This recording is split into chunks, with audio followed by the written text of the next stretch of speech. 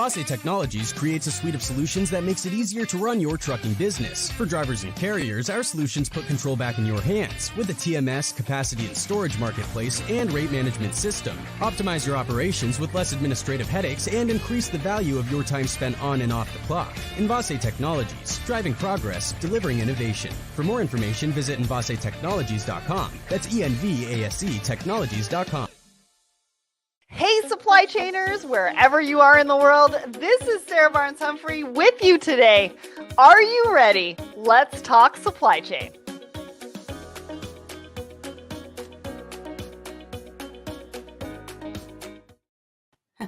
Well, good morning, good evening, good afternoon. As Sarah said, wherever you are in the world, I want to welcome you to Let's Talk Supply Chains, Thoughts and Coffee.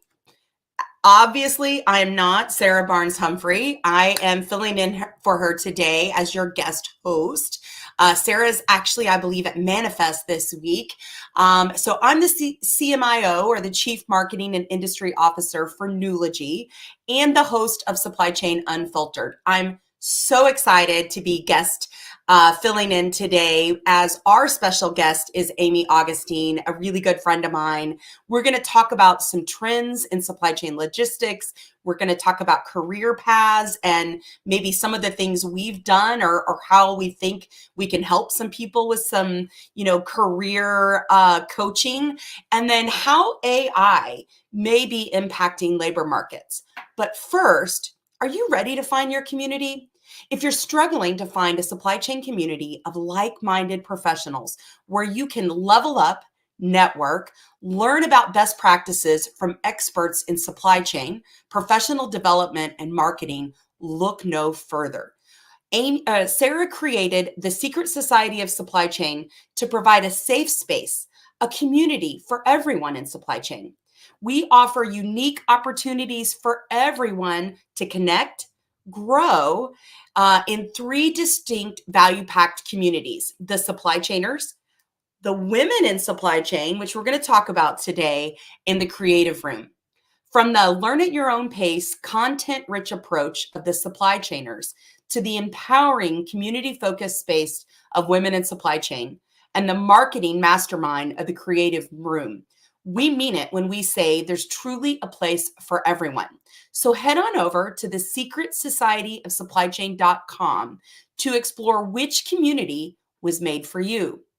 So earlier this week, Sarah hosted an amazing episode 394 with OSA Commerce, which was recorded live on the show floor at Manifest.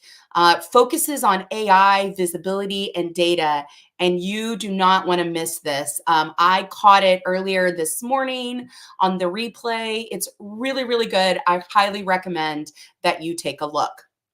So I'm really excited about our guest today, who is a member with me of the Women in Supply Chain group as part of the Secret Society of Supply Chain. And we just kicked off our cohort. We're still getting to know each other, but our first session was just awesome. We did what I'd like to call like a deep intro, where we shared not just about kind of, what our careers have been like and professional development type topics, but about our families and about what drives us and, where we want to be. And I would say, just really connecting, setting the foundations for future sessions and continued success. So currently we're building the next cohort of the Women in Supply Chain virtual monthly meetup. And for International Women's Day only, so just 24 hours, we're going to offer a special 50% off for women that join the Women in Supply Chain virtual monthly meetup. The time commitment, I would tell you, is really, really reasonable, but the value delivered is just so compelling. And it's, I've been involved in other groups that are, for women leaders, but it didn't have that supply chain focus. And I felt like people didn't understand where I was struggling because finance is really different from supply chain, is really different from, maybe, consumer marketing. So I hope that you will give it a look. If you have questions, please feel free to reach out to me, reach out to Sarah or any of the folks at Let's Talk Supply Chain, and we'd be happy to share, what's going on and what our experience is. So, all right. So now, enough with the pleasantries. It's time to bring on my special guest for today, Amy Augustine. Yo, Amy, welcome. How's it going this morning? It's going great. I've got my coffee. I've got my water. It's a little dreary here in Chicago, but I'm pumped up. Your coffee, is it in your Ember? No, not yet. Amy introduced me to the Ember, and I love her for it. So Amy and I have known each other for, I honestly don't know, several years. And we are on the board together for the Association of Supply Chain Management, full disclosure. So Amy, why don't you introduce yourself, what you do, who you work for, and then we'll talk about kind of, some insights, if you will. Sure. So, hi everyone, Amy Augustine. I'm the Senior Director of Network Supply Chain for US Cellular. So I lead our network supply chain group, which has responsibility for helping our network engineers maintain and build out our wireless network. So US Cellular is the 5th largest wireless carrier in the United States. We are headquartered out of Chicago, Illinois, and we've been in business. I think this is year number 41. So I have a lot of fun. Yes. And it's been a crazy few years. And I'd say even this year has been crazy. So I can't wait to talk about some of the topics that we have teed up for today. I love it. Oh, look, we've got people coming in. Rob Johnson. Oh, I love it. I saw Sarah a few minutes ago. So welcome, everyone. Hopefully you guys, find some value. Keep your comments and questions and whatnot coming, and we may try to pepper those in as we kind of go through the agenda this morning.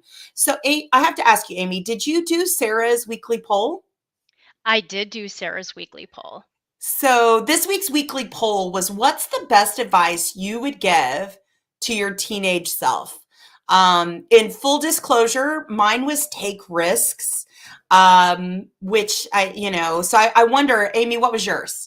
So I had a hard time deciding between that one and embrace failure and learn. And I ended up picking embrace failure and learn. Although I think taking risks is closely related to that first one. Totally. Yes, I totally agree with you. I do think it's really related. So, I mean, what about that? Why embrace failure and learn? Like, what does that mean to you? What do you do differently now than what you did at the start of your career? So I think now I'm more willing to recognize when I do make a mistake or I have a failure and talk about it, right? And take some key learnings from that and apply for the future. I think my younger self, right? Like, oh, have to get good grades when I'm my teenager, right? Like I got to get in college and everything has to be perfect. And, it doesn't have to, right? You can have something that you fail at. And I'll be completely honest, like I was horrible. My first 3 semesters in undergrad, I had a really rough time. But I took those learnings and those failures and applied myself. And I think about where I am now and where I sit in my career. And, it's you have to take those failures and learn from them and apply what you've learned. Agreed. It's interesting. I said take risks because I feel like the embracing, like learning was always pretty easy for me. I agree with you. Failure was just not in my vocabulary. But when I look back, like I wasn't intentionally conservative. I just didn't know. Like I didn't have anybody telling me, push yourself here, push yourself there. I kind of went down this path, and for a time, it felt like everything was kind of pre-decided. Like I went to engineering school and then I got a job and then and it was like, I wasn't thinking kind of in other streams, if you will. But I agree with you. The whole failure learn thing, like my first leadership role, I was awful. I honestly, I'm still friends with some of the people that I was like leading. I don't know how they didn't just smack me around, because I didn't, like at the time, I thought being a leader meant telling people what to do, which is like totally not true. Right. So I was like micromanaging. I mean, like you could definitely label me with like the big B word and it was appropriate, And so, those that know me probably will laugh when I say this is the kinder, gentler version of Christine Barnhart. Because I'm still, kind of want to hold people accountable. But yeah, like the whole failing's fine, right? It's okay to Yep. fail as long as you learn from those mistakes and learn from that failure, right? So I love it. I love it. I'm checking the chat. I don't see anything, anything pressing. So let's move on because I'm super excited about some of the topics that we have to cover this morning, Amy. In particular, kind of what's happening in logistics. I know your business, you guys are, purchasing items from around the world, you're shipping things, kind of everywhere. So my assumption is that, some of the trends in logistics probably have a material impact on your business. And so I see that we've popped up kind of our reference article from Supply Chain Dive, I believe. I had to put my glasses on. Yep, Supply Chain Dive. So the 8 logistics trends to watch in 2024. And so I'm just going to run through them really quickly, Amy, and then I'm going to ask you like what in particular resonates with you. So one is the Red Sea crisis. It obviously there's a lot of violence. It's threatening rates kind of globally. In addition to that, then, restrictions on the Panama Canal, how that adds complexity, and, just the capacity being restricted there, expected to be restricted more. East Coast labor talks, and what that really means relative to potential stoppages, shortages on the East Coast, which all of this really increases traffic then on the West Coast. Overcapacity remains a problem within the trucking industry. Labor clashes for parcel delivery. We see air forwarders eyeing kind of this growing e-commerce activity. And then forwarders that are really wary of all the geopolitical risk. Is there anything in particular, Amy, that you guys are seeing or that is having a material impact on your business? Yeah, so I keep a close eye on what's going on in the Red Sea. And so one of the big reasons, and you hit on it, Christine, was we do a lot of ocean freight, right? Like the stuff I move is like 8-foot antennas. Like you don't want to air freight that, right? So it's going to go Yeah. on a shipping container from Asia and it's going to come across the West Coast. And so, for us, like I don't want to see rates raise because then I'm going to inherently pay more for my transportation and or product, right? And then when we think of the East Coast labor woes, and most people like sending stuff over to the West Coast, then you have the Panama Canal drought. And so then stuff's going to get backed up, which means time is of the essence for me because I need to get the material into my warehouses so we can meet our build plan for the year, right? We don't Right. build cell sites in the middle of winter. All the building happens like starting now. And so for us, time is of the essence. So we keep an eye on what's going on in the oceans because so much of our product is coming ocean freight into the US. Yeah, and in particular, it just feels like things like the complexity and the disruption is not slowing down, right? Like, No. we had COVID, we had the Suez Canal crisis, we had, backups on the West Coast, we had, the labor negotiations on the West Coast, like, and now it's like it's similar issues, but like it's like moving. It just feels like we're chasing all of this disruption. Is that a fair assessment? Oh, that is a great assessment of it, Christine. It really is like trying to get in front of what's going on so you can make smarter decisions on if I actually have to air freight stuff before putting it on a container, right? And then I'm kind of stuck for 8 weeks until it shows up at port. So it really is how do you evaluate that risk to your overall supply chain and like for us, our build plan? And Mhm. then do we have to make that decision to pay more for our transportation versus taking that risk of putting it on the ocean? And has this impacted your sourcing strategy? Like, are you looking for more, maybe regionally sourced supply, and or are you carrying more inventory, bringing stuff in sooner? Like, how does this impact kind of the day-to-day execution of what you do? So for us, it's a it's a fine balance, right? So we don't want to bring in a whole bunch of inventory early, because if you think about it from a working capital perspective, it's sitting in a warehouse, I'm paying storage fees, it's not being hung in a tower, and so basically it's not making money for the company, it's not making revenue. So we have to do this fine balance of what's the right time to bring it in so it can get Mhm. deployed, but also managing that risk of, hey, are we going to see delays, right? And how do we manage those delays and think about the risk in our supply chain? So it might be we carry some safety stock on some Right. hot items, right? Or we make the decision to air freight versus putting it on the ocean.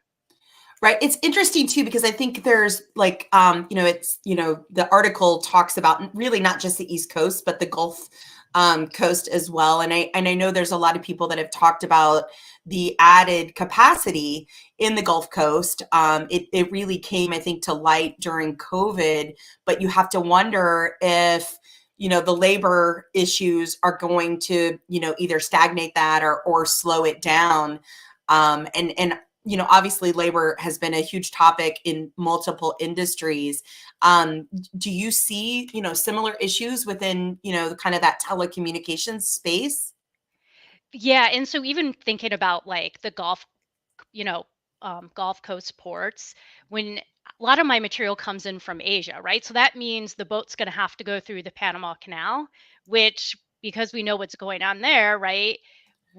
It's going to add that time back into when that equipment's going to show up at our warehouses. So it's really, like I said, Christine, this balancing act of like what's the right time, when do we need it, and Right. do we have to make decisions about that transportation mode, and maybe not bring everything air freight, but bring enough that we can get started. Yeah. And basically trying to minimize the impact on both cost and time. Yes. Yeah. Okay. So, anything else in particular that stood out for you in the article? So anytime for me, even like the labor woes, like will make me a little on edge and cagey. Even though like in my operation, we don't send a lot of stuff small parcel, but sometimes we do, and sometimes we do need to get like maybe a little thing for a router, they call it SPF, overnighted to a cell site or to an engineer. And when we have issues with UPS and now FedEx and all, it kind of gives me a little bit of caginess of like, how is this going to impact us? I know from we actually have two supply chains at US Cellular, the channel side where we, supply devices and accessories to our stores. They're really concerned about something like that, like the UPS, right? Thinking through last summer, they had to have a backup. Like, what happens if UPS strikes, right? Do we divert everything to FedEx, right? Do we have a balance? So, Right. I mean, anytime there's a big labor negotiation, I get a little nervous. And again, it was like last summer, it was concerns about UPS. I think this summer now it's concerns about FedEx, right? Right. So it's like it's just cyclical. You're just kind of chasing your tail a little bit, Mhm. right? Yeah. I would agree. And then, the other one that I thought was interesting, the geopolitical risk. And, Yes. I think it's easy to get kind of lulled into your bubble. We live in the United States. A lot of my compatriots are out of Canada because that's our headquarters. But, the day in the day out of the geopolitical drama, like it's like on the news to us, but it's not in our homes. But it has a huge impact on large global supply chains like your company as well, right? Absolutely. I mean, we're seeing delays from some of our major suppliers because they are moving where they're sourcing things in the world, right? And so this trend of moving stuff out of China to other Asian countries is impacting us. We're seeing delays today, um, because they just can't get suppliers up and running fast enough, and it's like this domino effect, right? And so I do think, like, I keep my eye on the geopolitical stuff too, because I just know so much of our stuff is sourced globally and not doesn't come from the US, that Exactly. we have to understand what's going on. And if like a war breaks out like in the Ukraine like a couple of years ago, how does that impact us, right? And asking our suppliers, are you manufacturing over there? Are any of your raw materials coming from there? Because the domino effect, it It will end up is. affecting us. It is 100%. Okay, so let's segue into maybe a happier topic. The supply chain management kind of careers, and in particular, some information from the Association of Supply Chain Management. And as I said in the introductions, full disclosure, Amy and I both are on the board of directors for ASCM. But I think we do that, correct me if I'm wrong, Amy, we do that because it has had such a profound impact on our careers. So why don't you talk to me just a little bit about, kind of how you ended up where you did, and maybe how some of the tools and the education that ASCM provides, kind of helped you with that. Sure. So I have to go all the way back to Sure. coming out of school. And like you, Christine, I was an engineering major, right? So my first job, yes, I was a systems engineer, but I got the travel bug and I actually went into consulting and was implementing SAP for the US Army. And this is how I found my passion for supply chain, right? And so we were implementing SAP, and we needed to create some new supply chain processes for the Army. And so this is where I really kind of honed my skill and fell in love with the profession. When I got to US Cellular is where I really got involved with ASCM and used them as a tool. And so I hold my CSCP through ASCM, my certification. And for me, that was a huge step in really solidifying that I am going to be a supply chain professional. This is my chosen career. And, in the years following that, watching the webinars, taking some of the training classes, sending some of my team to training classes through ASCM has really helped me grow as a leader, but also as a supply chain professional. And, there's a ton of stuff out there. Um, if you go just Google supply chain classes, stuff pops up. And I just feel like what ASCM provides is structured, it's developed by supply chain professionals. It's stuff that's going to help you take that next step in your career. Yeah, no, totally agree with you. I kind of similar. I'm an electrical engineer. We've talked about that. Started out first 12 years with Whirlpool in traditional like operations, engineering, product development roles. And then in about 2008, moved to Mead Johnson Nutrition and just felt like I didn't have the vocabulary that I needed, and had a really, really smart, director, Pat Chandler, and she brought Apex at the time in to me Johnson, and I did my CPIM certification. And so I've really kind of been involved since about '08, and then, spoke at conferences and have brought ASCM into the companies that I work for, to help us, especially like I work for a technology company. So I don't ever want to not be a practitioner. I want to stay close to my roots. I identify as a practitioner. I do not identify as a technologist. And ASCM has been a really big part of that because I'm able to connect with other practitioners in, other companies, other fields. And I'm also able then to bring like, they just such rich content and education opportunities like into my business. So like, we have an ASCM corporate membership. I'm encouraging my people to like take some classes, do some professional development, because there's just so much there. And I think you can explore, right? Like, maybe you're in planning and you're like, oh, maybe I want to do procurement. You can, there's a ton of free stuff that you can look at. You don't even have to do like paid stuff. What are your thoughts? No, I agree. I mean, I think of like I've even done them. I think you have some of the podcasts for Oh yeah. ASCM. They're free to listen to, right? Great when you're like in the car driving around or sitting on the train doing your commute. I absolutely agree. I think I was kind of the same thing, like terminology, right? Like I didn't take supply chain classes in undergrad. I just kind of fell into it. I did my MBA in operations management because they didn't have a supply chain option. And for me, like the CSCP, to getting that certification helped me with some of those things, like the correct terminology, right? Right. And how do you describe this to other supply chain people? And I absolutely agree. I mean, I think even, from the articles and just just like I said, the free events, the LinkedIn Live events, it's just all good stuff. Agreed. And the quality of people they get on their events, it's like Sarah, like the really good quality supply chain people you can learn from. And I think it's a great source for anyone who's a supply chain person. Agreed. Totally agreed. Okay.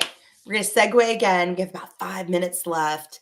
And this is actually a blog post that I did after my last conversation with Sarah on Thoughts and Coffee, which was a few weeks ago. I joined Sarah as her guest. It was super fun.